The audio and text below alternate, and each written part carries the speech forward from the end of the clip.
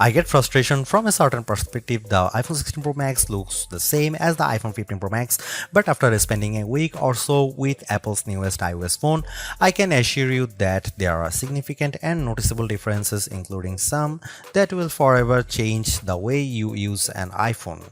First, this phone is bigger. The titanium body is slightly larger and 6 grams heavier than the iPhone 15 Pro Max. The screen is a hair's breadth away from 7 inches, but the Super Retina XDR OLED screen is larger not just because of the chassis. Apple slimmed down the bezels on the iPhone 16 Pro and Pro Max to give you a giant 6.9-inch canvas of bright, colorful pixels. The other major difference is a new button on the right side below the power or sleep or Siri button.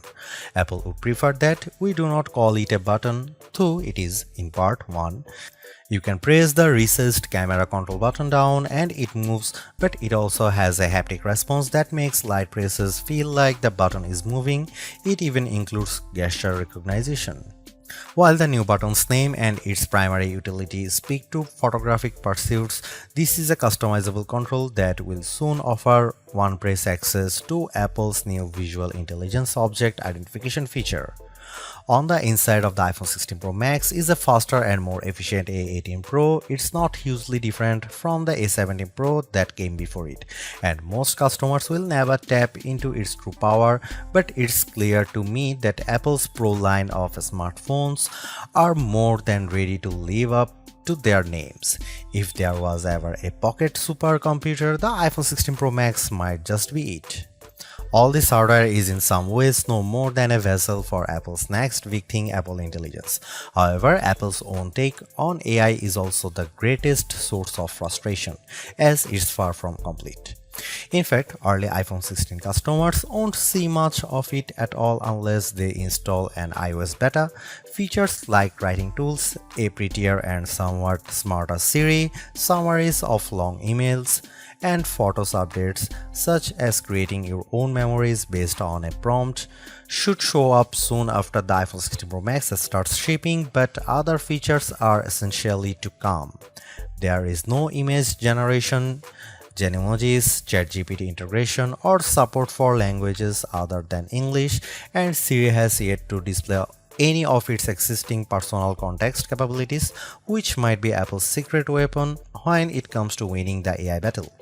Siri with Apple Intelligence will eventually be able to use what it knows about you from all your information on the phone to better help you get answers and get things done. All of this might show up this year or it might be next year, and that fact puts a little damper on my iPhone 16 Pro Max enthusiasm. If you are not buying this new iPhone for Apple Intelligence, then allow me to direct your attention to the formidable camera array. While it's not entirely new, there is a new and faster sensor behind the 48 megapixel main fusion camera, and the ultrawide makes a leap from 12 megapixel to 48 megapixel. The 5x optical zoom is mostly unchanged, as is the 12 megapixel true depth selfie camera. There are, however, myriad new imaging and even audio tricks that I'm certain every iPhone 16 Pro Max owners will love. There's 4K 120fps videography that can, via a new speed tool, be stopped down in increments to give your videos a truly cinematic feel. There are also new audio mix tools that, in certain environments, can add studio quality to audio that wasn't captured with a microphone. Apple has also added some new image styles and undertone controls that I'm not sure will get as much use as Apple would prefer. If you are asked to me, the choice between the base iPhone 16 and the iPhone 16 Pro Max is simple. You gain a ProMotion display, a 5x zoom camera, and Apple's most powerful mobile chip. The differences between the iPhone 16 Pro and 16 Pro Max, however, are more subtle this year. There's the screen size, 6.3 versus 6.9 inches, and the battery size, which results in at least an hour of extra battery life, and that's essentially it. The 5x Tetra Prism lens is now on both phones. Perhaps the only other notable difference is that iPhone 16 Pro starts with only 128GB of storage. In short, I love the iPhone 16 Pro Max. It's big, powerful, and for everything. Yes, I was playing a console level game on it using an Xbox controller because I can. It takes lovely photos that, even if you choose not to try out, the new styles and undertones are clear and color accurate. Apple Intelligence, which I accessed by installing iOS 18.1 developer beta, is a nice start with some cool features, but it's not yet a compelling reason to upgrade. I feel similarly about the camera control button. Don't get me wrong, I like the new button and I think it's full of untapped potential, but there's almost a bit of competition now between the 1-year-old action button and this new, arguably more sophisticated one. Those who buy any of the new iPhone 16 models will probably get a lot of use out of the camera control button and wonder how they used their iPhone without it. In the meantime, the action button might sit unused until Apple eventually shows it the door. It might seem like Apple's phone design strategy is now why mess with a good thing. In some ways, that's true. The iPhone 16 Pro Max doesn't stray far from the aesthetic first established with the iPhone 12, but also carries forward the myriad challenge made over the last few generations, like the smoothed out edges and new action button which replaced the silent switch on the Pro models last year. Its dimensions are close to those to the iPhone 15 Pro Max but enlarged by a few millimeters here and there. The 16 Pro Max is 163mm by 77.6mm by 8.25mm and weighs 227 grams. That's 6 grams heavier, 3.1mm taller, and 0.9mm wider than the iPhone 15 Pro Max. If you are comfortable holding and using the iPhone 15 Pro Max, I suspect you will have no trouble with the iPhone 16 Pro Max. I can't say the new phone felt substantially larger in my hand, but I do notice the difference in screen size. The bottom edge features microphone and speaker perforations, along with a USB-C port that, with the right cable, can support Thunderbolt 4 data transfer speeds. There's also a speaker slot along the very top edge of the display. Together with the bottom edge speaker, this phone can produce undistorted room-filling sound. Highs are sharp, mids are strong, and bass is good for the device size. Button placement is mostly identical to last year, with the volume buttons and action button on one side and the larger power or sleep or Siri button on other side. They are joined, however, by a new button, camera control, roughly the same size as the power button. The camera control button is a multi-purpose control that can recognize physical presses and lighter presses to enable haptic response and gestures. It offers instant access to the camera and with those other presses and gestures to various virtual millimeter lenses and camera settings. The materials and build quality are once again excellent. Apple used grade 5 titanium on the body over a graphite-clad aluminum substructure. Apple has also upgraded its ceramic shield, which may make it less susceptible to cracks and scratches, although I was quite careful with my 1TB desert titanium test unit, so I can't say for certain if this is the case. Okay, I did get it wet, purposely running the IP68 rated iPhone 16 Pro Max under a garden sprinkler. It was fun to watch the screen activating as it was touched by 1,000 tiny fingers when it was just water droplets, but the phone was otherwise unmoved and unharmed by the deluge. Sometimes I wonder how Apple might say its next screen technology. Will it add duper to it so it becomes super duper Retina XDR display? I mean, it may have boxed itself into a corner, but Apple skirted the issue this year by leaving its iPhone display technology pretty much untouched. This is a giant screen, 6.9 inches, achieved through a combination of a slightly larger chassis and pleasingly thinner bezel. There are more pixels than last year. The iPhone 16 Pro Max screen is 2868 by 1320, while the iPhone 15 Pro Max is 2796 by 1290. There's more pixels but not a higher density. This is still 460 ppi and so falls behind the Samsung Galaxy S24 Ultra's QHD Plus display, at least on the ppi front. Apple also didn't mess with the dynamic island, which remains a useful and fungible information peel in the upper portion of the screen. It houses Face ID, depth sensors, and a 12 megapixel true depth camera. The camera takes excellent selfies and is my go-to for biometric unlocking. While the display's core specs haven't changed, they are worth noting. It's a white color gamut screen that supports HDR. True Tone always on display means you can see a less saturated version of your lock screen without unlocking the phone. 2000 nits of peak brightness outdoors and Pro Motion. Speaking of which, everything I did on the iPhone 16 Pro Max looked fantastic. I don't even notice the dynamic island when it's inside one of my games, and streaming videos via the likes of Netflix tends to crop out the cutout. I know everyone wants to talk about Apple Intelligence, but it's the changes to the core iOS 18 platform that will have the biggest impact on your iPhone 16 Pro Max day-to-day use.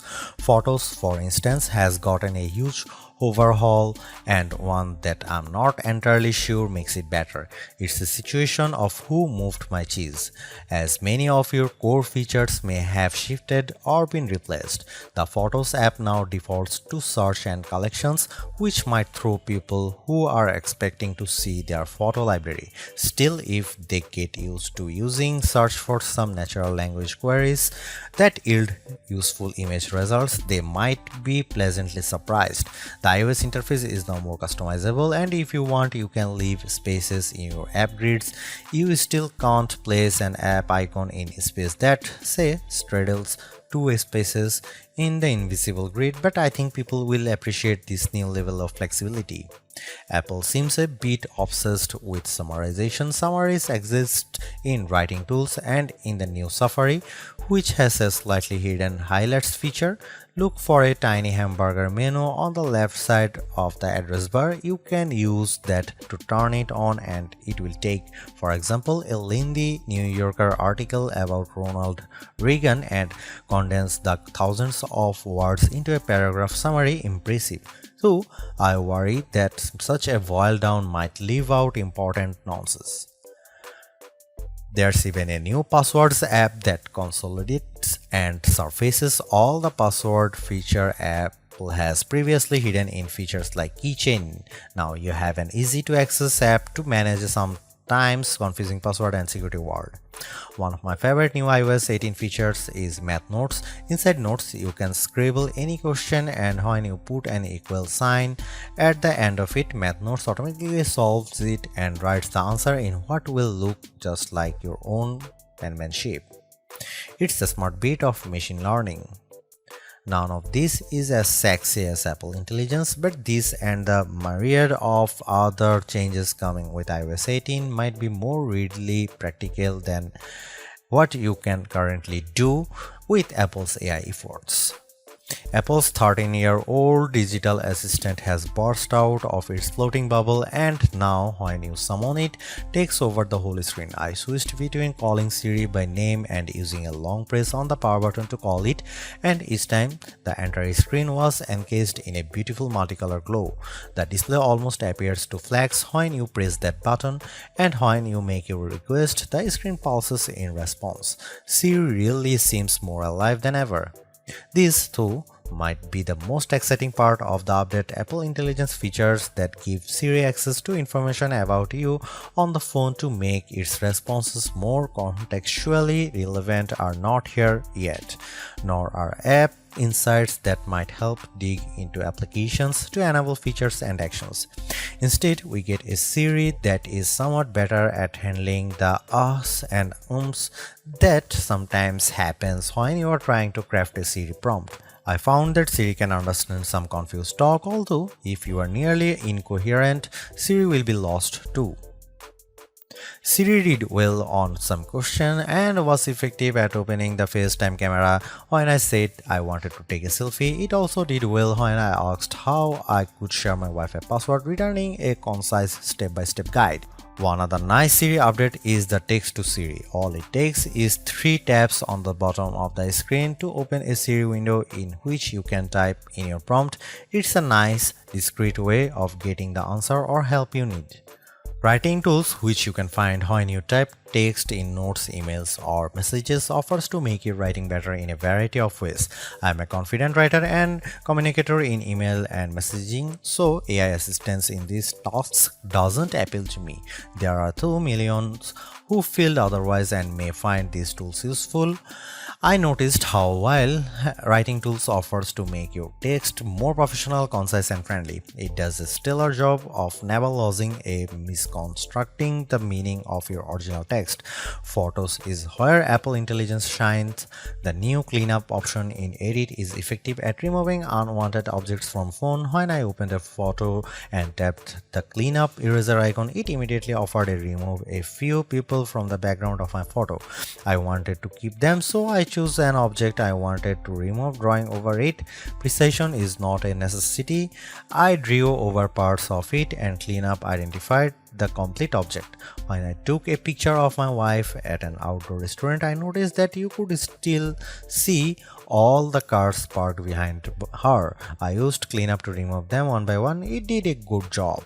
In all, Apple Intelligence shows early promise, but compared Google Gemini and Galaxy AI, it seems a bit limited. Siri still doesn't have that open LLM feel where you could ask it almost any question or solve any problem. There is no AI image generation, not even the promised Gen emojis. It's still an English-only tool, and the promised third-party integration with ChatGPT and potentially Gemini have yet to materialize. It's a good effort, but this version of Apple Intelligence is not the one that will spark a billion upgrades. While Apple hasn't radically changed the iPhone's camera array, there are enough changes in hardware, software, and image processing, along with the aforementioned camera control button to make the imaging system feel fresh and new. On paper, we have just one notable megapixel upgrade, the 48 megapixel ultra-wide camera, which will not only improve wide-angle shots but has a measurable impact on macro quality. Still, even though Apple didn't squeeze a much higher pixel count into the main camera, it did upgrade the sensor and is promising much faster shutter speeds, and the autofocus is now enhanced with dual autofocus sensors. These are the kinds of incremental changes that should improve both the experience of using the quality delivered by the main camera sensor, but they are also hard to measure. More on that in a bit. The 12 megapixel 5x optical zoom is essentially unchanged from last year's iPhone 15 Pro Max. The biggest news here is found not on this phone but on its little brother, the iPhone 16 Pro, which also gets the Tetra Prism lens. Last year's Pro model was stuck with a just 3x optical zoom camera.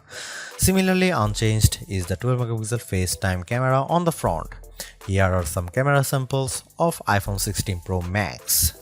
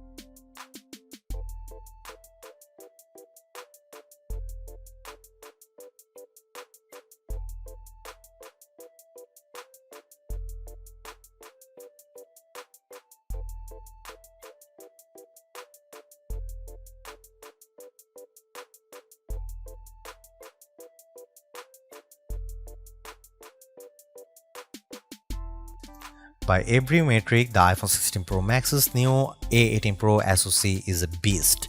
It outperforms the A17 Pro and Qualcomm's Snapdragon 8 Gen 3 in most benchmarks, while Apple isn't backing the CPU with as much memory as you might find in, for instance, a Google Pixel 9 or Samsung Galaxy S24 Ultra.